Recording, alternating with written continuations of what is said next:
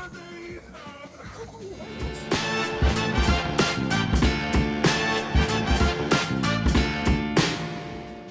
want to thank FMS for noticing the channel and sponsoring today's video by kindly sending this model for unboxing, reviewing and testing. So what we have here is a FMS FLUSH30, which is a 1/64 scale, and this is the particular model we have, and we all know what that resembles. Those are the dimensions of the vehicle, so you can freeze the image and check for yourself. And the color I've got is the grey, and there's a white and a blue. So FMS is well known for building and selling radio-controlled airplanes and 4x4 scale models, such as the three examples I have here. They have 124s, 118s, 112s, and they've even got 110 scale cars. So to my own surprise, when they launched a 1/64 scale car with a little camera, and my only question with this is, have they gone bonkers? I am actually very, very curious to see. Can't wait to unbox and see the true reality, the true scaleness of this model. So it comes, oh, there we go. Right, so that's the contents of the box. Right. Okay, so we've got ourselves a little radio control transmitter, and this transmitter, let's see, okay, has a different system. So it uses AAA batteries, 3 of them from what I can understand, and then you just put this little thing back and clip it in place. And so what does it say? Install a black sponge ring here. Wow, okay, cool, good to know. Ah, there's a black sponge. There's a black sponge. I'm assuming it goes there. So I can only assume, due to the lack of space in the box, that they separate the sponge from the transmitter. So that's the transmitter, slightly different from what we know very well from now from FMS. I'm curious to test that. So, goodness me, it's really small, proper small, so cute. Right, okay, don't want to break anything. Oh, what a lovely, lovely thing. It's actually quite heavy. I thought it was going to be more plasticky. Don't get me wrong, it seems to be plastic, but it seems to be quite heavy. Obviously this is not the most accurate scale on the market. It's a kitchen scale that I've nicked from my wife. I'm curious. Oh, 28 grams. Is that it? Okay, 28 grams. Right, okay.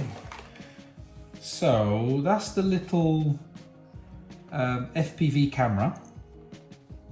If you guys can see on the cameras. And it has some magnets, seems, to attach. Okay, I don't know how to turn it on and off, but I'm sure we'll find out. So that's the camera. So that's the charging lead. We're going to leave this here. These are the goggles. These are the goggles that you connect these to the camera, and you, when the camera is installed in the car, you can actually see where you're going. That's quite interesting.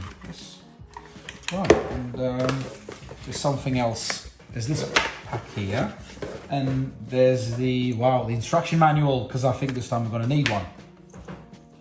So I'm not sure what actually comes inside this little pack, but I'm going to find out. So, cables, more charging cables. I'm assuming this is to connect to a telly of some sort. And these are the antennas. So, I'm assuming these little, yes, these are just rubber protection thingies, and the antennas go here. There you go.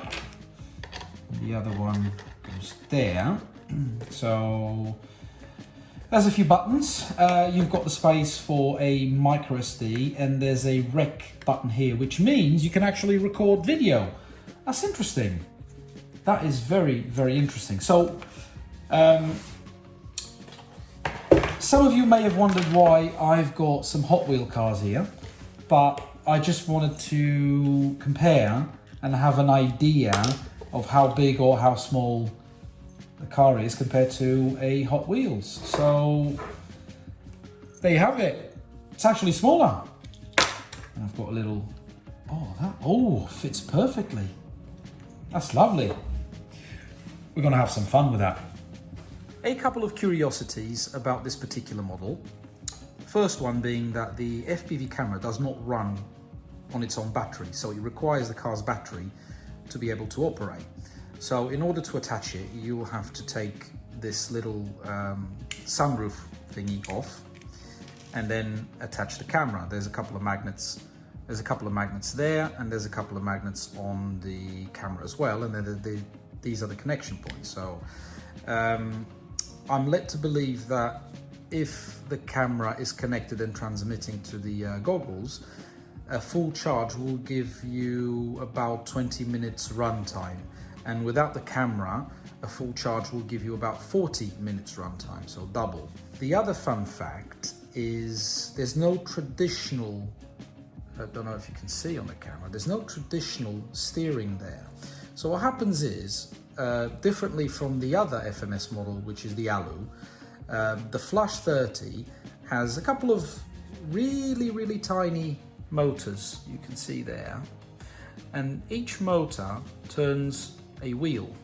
And what happens, in order for this car to steer, depending on which direction you want to go, each motor will turn each wheel in a different direction, an opposite direction. So basically what it does, it makes the car to do this or that, depending if you want to go left or right hand side.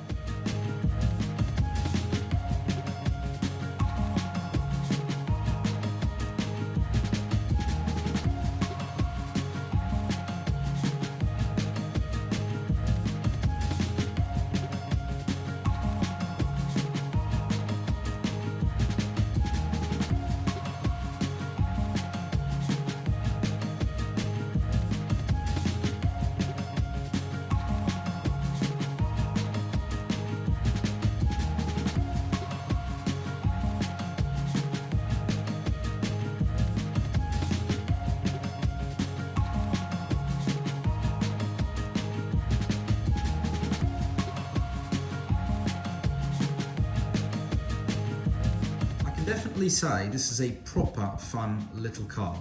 Definitely worth the $139.99 price, because it comes with the FPV and the FPV goggles. So I've actually got a couple of ideas on how I'm not going to botch this, don't get me wrong, but I'm going to try and reuse the car with the FPV camera on my bigger models. I'm not sure yet how I'm going to do that, but I'm sure I'm going to pull something off. So once again, thank you FMS for kindly sending the model for review and testing and playing about. Hopefully you've enjoyed the video. Click like, subscribe if you like the content of my channel, and I will attach a link in the description so you can go and check FMS's website and the models that they've got for sale. If you click on the link and buy something through the link, you'll be helping the channel out. So thank you ever so much, and I'll see you all soon. Cheerio!